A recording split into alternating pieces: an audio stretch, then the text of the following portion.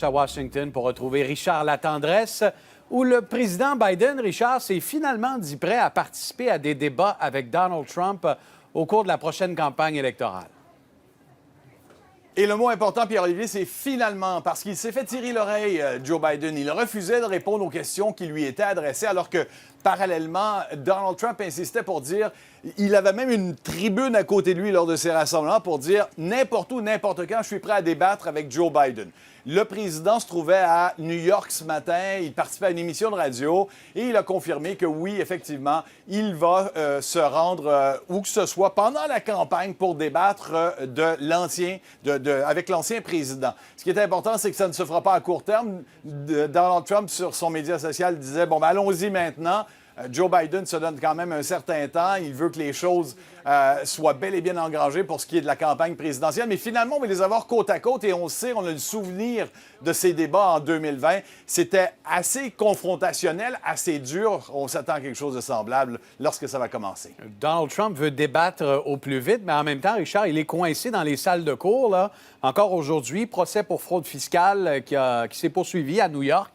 Et il s'est dit plutôt satisfait de cette première semaine officielle de procès.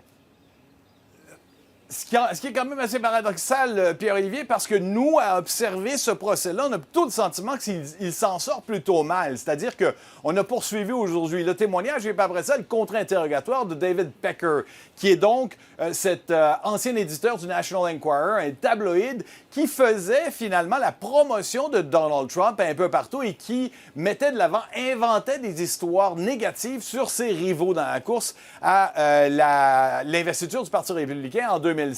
Ce qui est intéressant aujourd'hui, c'est que David Pecker a insisté pour dire qu'il était les yeux et les oreilles de Donald Trump et il faisait ça pour sauver sa campagne. C'est justement ce que les procureurs veulent mettre de l'avant en disant il ne faisait pas ça payer, par exemple, le silence de Stormy Daniels ou de Karen McDougal, une playmate de Playboy, parce qu'il voulait protéger sa famille, mais bien pour favoriser sa campagne présidentielle. Bon, on arrive au bout de son témoignage, il est terminé, on a d'autres témoins, la journée s'est terminée. On passe à lundi prochain, on en aura davantage à raconter certainement dès la semaine prochaine. Et Donald Trump, pendant ce temps-là, Richard, voit les résultats des sondages et il est encouragé dans une certaine mesure parce que le procès ne semble pas lui nuire tant que ça pour l'instant.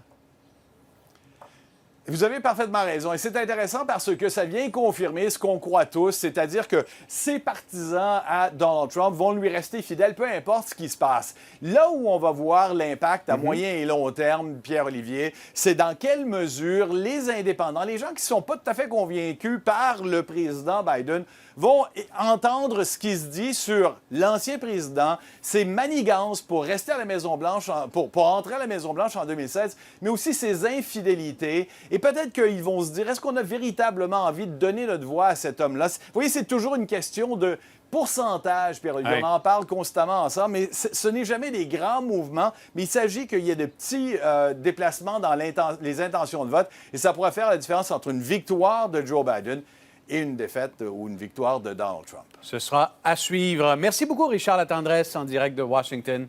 Je vous en prie.